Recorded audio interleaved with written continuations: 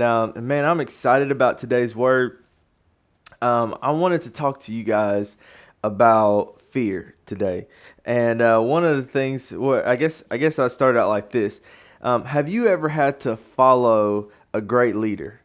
Have you ever had to follow a great leader? What I mean by that is that you had a great leader that was leading you, and then for whatever reason they moved on, and then they asked you to fill the position of that guy or that girl. And then you see it, and they ask you that, and you're like, man, these are huge shoes that I have to fill here, and that's happened to me before on a few occasions. My youth pastor Grady Watson, he sat me down one day, and he told me that he was going to move on from being a youth pastor, and that he wanted me to take his spot for the summer. And at the time, it was even one of those things where he said, well, maybe if you do good for the summer, then they'll keep you on further along than that. I was a 19-year-old kid, though, so I don't know if I would have hired myself to be a youth pastor at that point in time. But he sat me down, and he said, I want to see if you'd be interested in filling my spot for the summer. And this was my first time ever being in a pastoring role. And I remember leaving that meeting with him feeling like that I had just stepped into some of the biggest shoes that I had ever worn in my entire life. And in other words, I felt like that I had a huge role to follow up, a huge act to follow up against. And I was a 19-year-old kid, and he was a 29 or 30-year-old man, and I didn't preach as good as him. I didn't lead as good as him. I felt really overwhelmed, and I felt like I never would be enough. But here's the thing. I did it, and I thought, and it actually went pretty good, and it was actually the thing that sparked me to have a love for pastoring. And I think I did pretty good. I didn't burn down the youth building, or none of our students got hurt that bad, and so it was awesome. Another instance of this for me was I worked for a business before I became a full-time pastor. I worked at a place called Arkansas Records Management. Now, it's not as cool as it sounds. We didn't make music or anything like that. I have no music talent or skill. We actually managed, stored, and shredded business records, and helped other businesses manage and organize their records. And so I remember the day that Paul Stevens, who is my boss, my operations manager, he left for a better job, and I was given a lot of his responsibilities.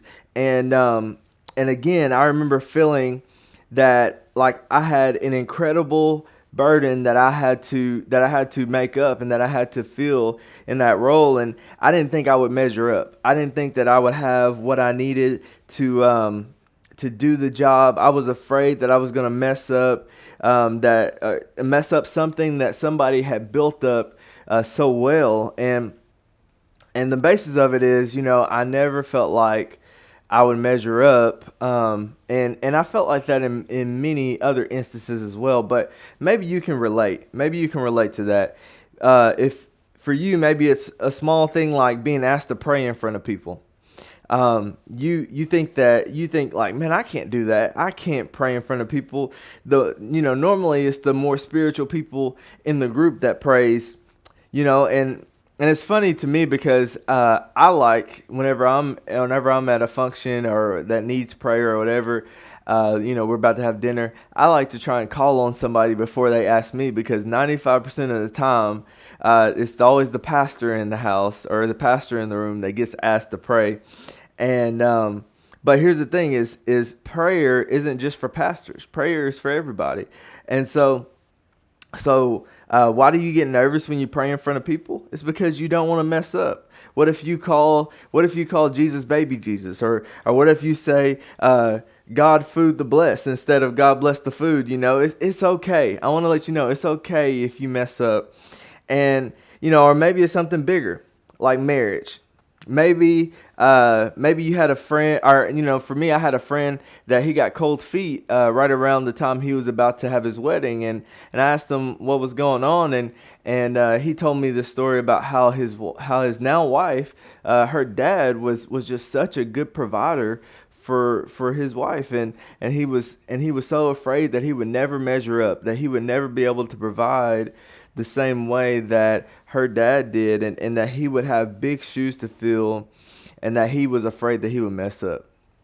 Maybe for you, it's on a kid level. Your parents were great parents, and you don't want to get it wrong. That you have kids, you don't want to get it wrong, and you want to be just as good a parent as they could or they were, but you don't think that you could ever be that good. Whatever it is in your life, the reality is this: that we face failure, and we have to face failure at some point in our lives, and it could be really destructive whenever we face failure, or whenever we face failure, or we face the fear of failure. And here's the reason: is because when we try and go after something, sometimes fear keeps us back from that. Let me ask you a question: Have you ever what have you always dreamed of doing, but were too afraid to try? Or I've heard it said like this: if you knew that you wouldn't fail, what would you do with your life? If you knew that you wouldn't fail, what would you do with your life? Fear keeps us gripped. Here's some facts about fear. Fear limits our effectiveness. Fear limits our effectiveness. It causes us to miss out on opportunities. Fear keeps us from being the best version of ourselves. Fear keeps us from doing what God has called us to do. One of man's oldest problems is fear. Just look at Adam in Genesis 3:10. Adam says this, after him and Eve ate the fruit in the garden. Adam said, I was afraid, so I hid from you. I was afraid, so I hid from you. One of the greatest obstacles to relationships is fear. Fear gets in the way of intimacy in marriage. Fear gets in the way of friendships. Fear gets in the way of parenting and being in the parent and child dynamic. Here's the thing: is when we're afraid, we hide. We try and hide our weaknesses because we're afraid. You pretend you pretend to be something that you're not because that you're afraid. If you really knew who you were, or if you really knew that people would like you for you, you wouldn't try and pretend. And how many times as a teenager did you hear or see or experience for yourself you liking someone and really wanting to be a friend with them, or wanting to date them, and then saying, I like them, but I'm not going to go over there and talk to them. I'm too nervous for that. I'm too afraid. I have too much fear. Another thing I would say, another fact I would tell you about fear is that fear ruins happiness. Proverbs 12:25, it says this: worry can rob you of your happiness. David says it like this, and I love the way that the Good News Bible translates it in Psalms 55:2. It says, I am worn out by my fears. Man, I am worn out by my fears. Have you ever been there? I've been there before. I've struggled with worry my whole life. I'm deep down in my core, I'm a planner. And I've always wanted to plan ahead, and I've got plans all over the place for in the future, because I want to be ready for things, so I don't feel like I don't get to the point to where I get there and it's my present and I feel like I'm not good enough. And it's hard because worry is actually fear in disguise. You worry because you fear what people might think. It's hard to be happy when you live a life where you're afraid to die, or you're afraid to death. It's hard to be happy in your career when you always fear failure. It's hard to be happy in your marriage when you are always afraid to trust your spouse. Fear ruins happiness. The third thing I would tell you is this: is that fear is a tool of the enemy. Satan tries to use fear to really mess up a lot of things in your life. In the book, called The Strong and the Weak, written by Paul Turner. He writes that fear creates what it fears. That's a very interesting thought there. Fear creates what it fears. Wow. So I've heard it said this way: you move in the direction of your strongest thought. And so if fear of something is your strongest thought, you tend to move towards that direction. And here, like fear of becoming like your parents in a negative sense can make you more like them. Fear of not being able to commit to things can keep you from making commitments wholeheartedly. Fear of failure pushes you to overwork and ignore your family. So you may be overworking to make your family happy, but in all actuality, you're working too much, and it is crippling your family. Fear of disappointment and disappointing someone keeps you from acting naturally, so that you already end up disappointing people. Fear of getting old causes you to have wrinkles and gray hair anyway. And I hope I'm helping you see that fear can hold you back. But here's what I want to tell you about today, and it's just one of the verses that's tacked on, but it's 2 Timothy 1:7. It says this: God has not given us a spirit of fear, but of power and of love and of a sound mind. I want to give you some tools today that when it comes to fighting fear of not having enough, of not being enough, of not measuring up, and of not being ready, that you can fight that. So I thought I would call on Joshua, Moses' successor, to help us today, because a couple of weeks ago we talked about Moses and how he led the Israelites out of slavery under Egypt. And that's not all that Moses did. Moses accomplished a lot in his life. Actually, Moses was the guy who met with God regularly. And he met with him so much, and he had such a great time with God that it said that his face would shine from being in the presence of God, so much so that he had to wear a veil, or if you want to call it a mask. It's a mask for a different reason here, but he's wearing a veil over his face. And not only that, but in his encounters with God, he was given the 10 Commandments to bring to the people. Moses, one time, he hit a rock with his staff, and water came out of the rock, and it helped the thirsty Israelites. Moses was a great leader. Moses was a great man of God. Moses was a warrior. Moses was a lot of things, and not only all that, but Moses was a tough act to follow. I mean, think about it. People say this quote a lot of times whenever they're following successors, or whenever there's a transition and someone moves into a new position. They say, you don't want to be the guy after the guy. You don't want to be the guy after the guy, meaning you don't want to be the guy to follow the greatest of that position. You actually, and then people add on to that, they say you actually want to be the guy after the guy after the guy. So you don't want to be the guy after the hero. You want to be the guy after the guy that was after the hero, if that makes sense. And I can see this, but here's the thing is that even though God appointed Joshua for the job, it was still scary for Joshua. I'm sure Deuteronomy 34:10, it says this: there has never been a prophet like Moses that has met with God face to face the same way that Moses has.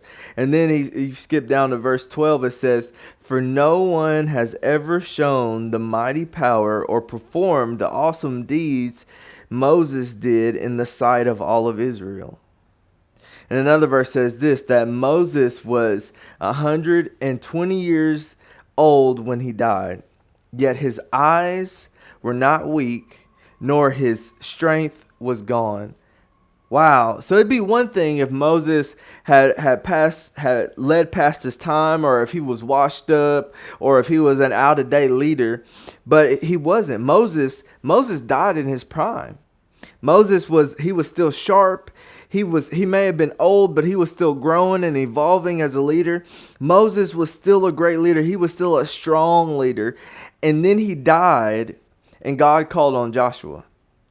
How would you like to follow a leader that they were in their prime?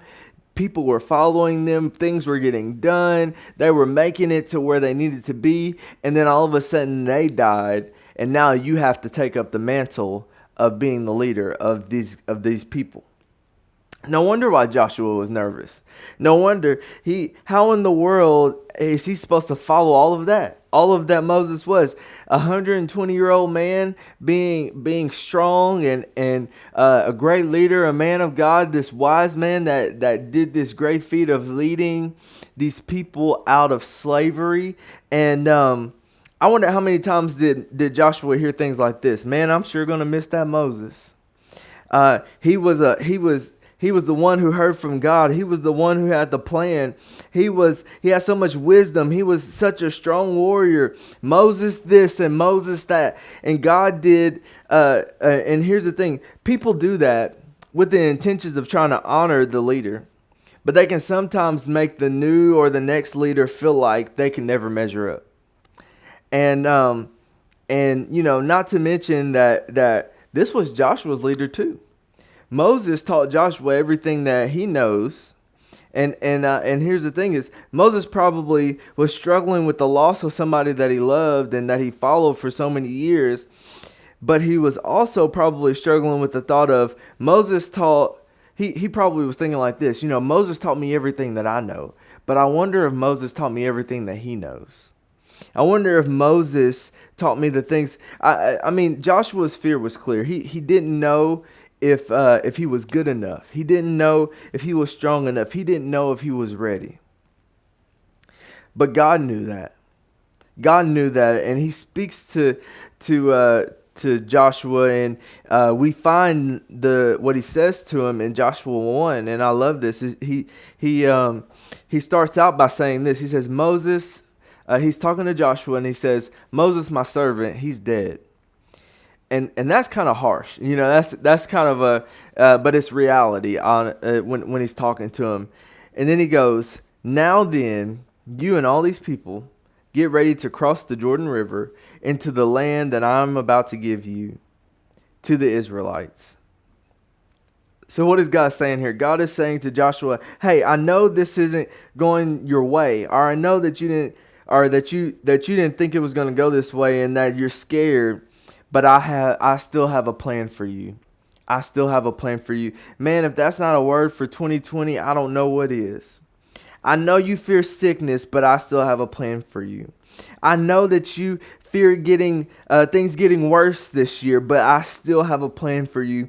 I know you fear the church not going back to normal, but I still have a plan for the church. I know that you fear your child or your friend or whoever your loved one is never being saved, but I have a plan for them too.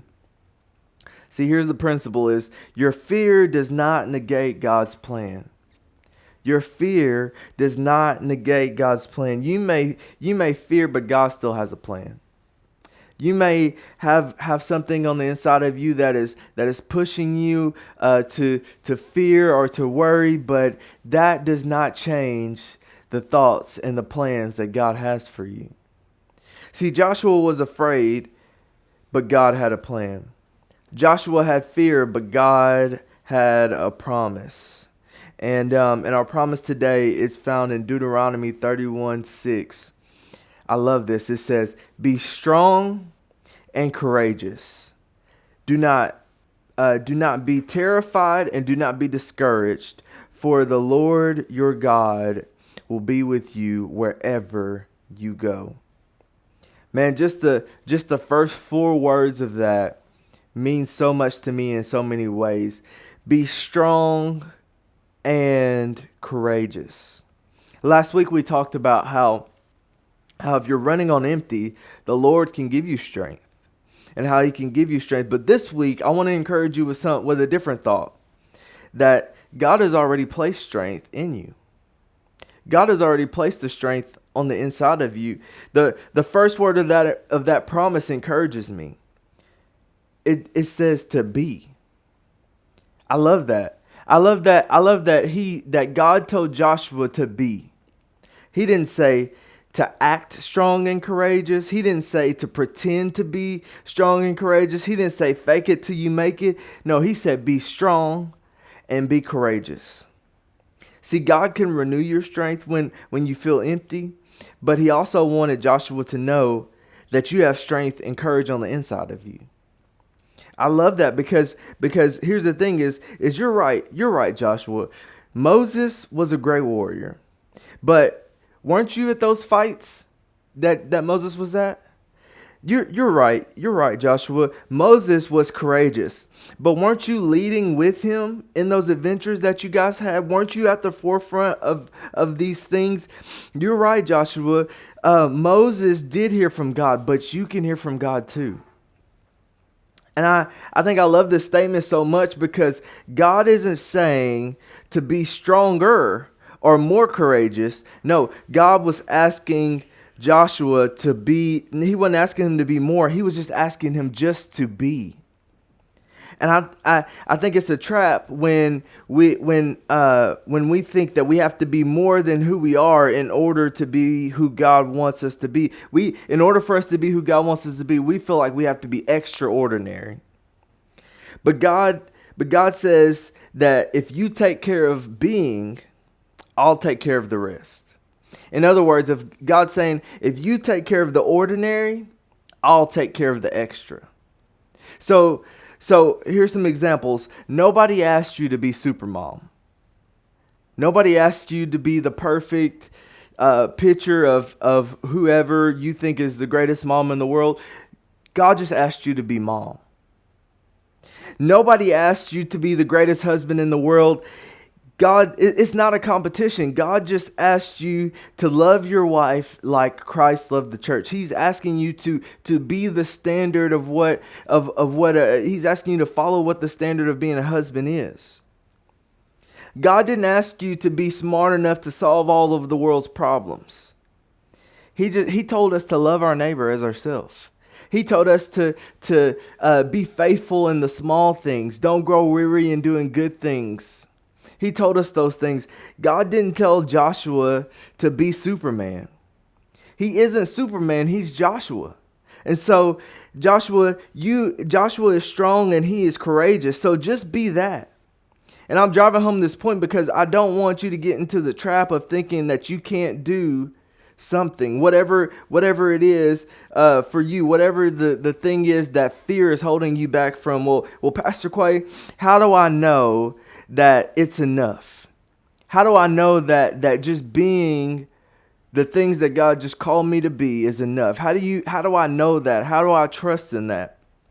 Well, I'm glad you asked because that's found in the next part of this promise. You see, the promise, it says this, to be strong and courageous. Do not be terrified or do not be discouraged. And this is the part I want you to, that will help us understand how we know that this is enough. It says, because when you're strong and when you're courageous, not terrified and discouraged, it says, for the Lord, your God, will be with you wherever you go. Man, so how do I know that I don't have to fear, that I don't have to be afraid, that I don't have to worry, because God is with me. And not only is God with me, but God is with you every step of the way. God has shown that over and over again in his word. Man, I love the way that God is he's so constant in his message, in his word, and what he tells us. One of the Psalms, it says this, it says, where can I go from your spirit? Where can I flee from your presence? And then it starts to list a few things, and I'm going to add a little bit of ad-lib to it just because I want to drive this point home. It starts out by saying, if I go up to the heavens, you're there. Of course, that's where God lives, is in the heavens. But it also says, if I make my bed in the depths, you're there too. We like to think of it like this. If I'm in church, God is there. But I want you to know, if I'm anywhere else, so is God there too. If I mess up, you were there. In fact, you thought that humanity needed you so much that you sent yourself in the form of Jesus. And I love that from the very beginning in the story of Jesus, it says that he will be called Emmanuel, and Emmanuel means what? God with us. And then what happens? Jesus dies, and 3 days later, he rose, and then he ascended to heaven, and he said this to his people. He said, I am going to send myself in another form called the Holy Spirit, and it is better for him to come to be with you. And then not only that, but we look at the in Acts 2 where it says that the Holy Spirit had this outpouring, and it wants to have this outpouring on all people, and it doesn't matter what color you are, it doesn't matter what gender you are, it doesn't matter what nationality you are, it doesn't matter how much money you make, it doesn't matter who you are, it matters. It says that all people will experience my outpouring. He wants all people to experience it, and I want you to understand that this is why we don't fear. This is why we don't fear. And you know, for me, honestly, if I were, if I could just share a little bit of my story, you know, fear is something that I struggle with daily too. Just like many others, I struggle with fear too. I'm constantly worried if I'm doing enough for God. I'm constantly in this struggle of feeling like if I do too much on this side, then I won't have enough for this side. If I work too hard at doing other things, then I feel like I may be losing my family. If I spend too much time with my family, then what if I miss doing something as a pastor? If I constantly have this struggle and these things that I worry about all the time, even whenever I am having happy moments and joyful moments, there's times where I have to struggle and fight with worry and fear. When I've done my due diligence on an event or on a sermon or whatever, I there's always those thoughts of, man, what if I get up there, or what if we do this and it flops? And I was telling a mentor this one time, and I was just letting him know, I'm like, man, I don't get it, because you know, I get that we have fear, but I'm also a child of God. I'm supposed to be more than a conqueror. I'm supposed to be, I'm supposed to have life and life to the fullest. And I'm a follower of Jesus. So why do I struggle with fear so much? And I was telling my mentor that, and he said something to me that changed my life. And he said, fear is putting your faith somewhere other than God. And man, I'll tell you what, that changed everything for me. When I started to realize that my fear is me trusting someone other than God. That's what I'm doing by my fear. And so you need to answer this question: where is your faith? Like almost like you misplaced it somewhere. You know, like, where are you putting your faith? Like, where is it? And man, so now every time I have thoughts of fear, I left that conversation just asking that question: where is my faith today? And I quickly, whenever I ask that question, I start to fear, and then I ask that question, I quickly start to put my focus and my thoughts and my actions back on Jesus. I start to fix myself back on his word and what he's called me to do. And I want to help you the way that helped me, by asking you the same question. Where's your faith today? Where's your faith today? Is your faith in your own strength, or is it in God's strength? Where's your faith today? Is your faith in religion? You know, thinking that if I go to church and I just be a good person and I just, I put on this show, then I'll be okay? Or is it in real relationship where you are coming to God as the real you and building community that'll help you stay on track and different things like that? Where's your faith? Is your faith in the things that you have, or is your faith in the access to the one that you have? Man, today, if you would say, Pastor Quay, I don't really have my faith in the places that I feel like I need to, because obviously I'm fearing all the time, and it has become something that is way unhealthy for me. It has consumed me. But I want you to understand this. I want to encourage you today. Your faith, if you put it in God, God will help you through. He'll be with you every step of the way. And so today, if you don't have a personal relationship with God, the first thing we got to do is, it says that we have to turn from our old ways, our sinful ways, and we have to put our faith in Jesus. We have to start following Him. And what does that look like? It means starting a personal relationship with Him. It means putting all our life and our trust in Him, so that we can have life and life more abundantly. Have it as great as we can, so we can be the greatest versions of us, which is us in relationship with God. That's the whole point. That's the whole thing.